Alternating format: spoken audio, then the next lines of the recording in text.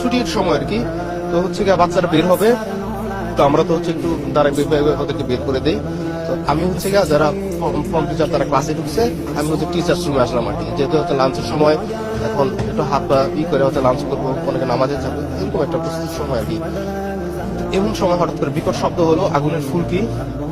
তারপর হচ্ছে আপনার সবাই দিন দিকে ছোটাছুটি করতে পারে, কি করতে পারে, এবং একটা ছোট মনে হয় আর কি, ছোট কোনো বিমান, এটা হচ্ছে পড়ছে একদম যেখান থেকে বের হয় আর কি, যে গেটটা যে বের হবে ঠিক এখানে পড়ছে। তো এটা হচ্ছে আপনার দুবার কুণ্ডলী পুরোটার মধ্যে।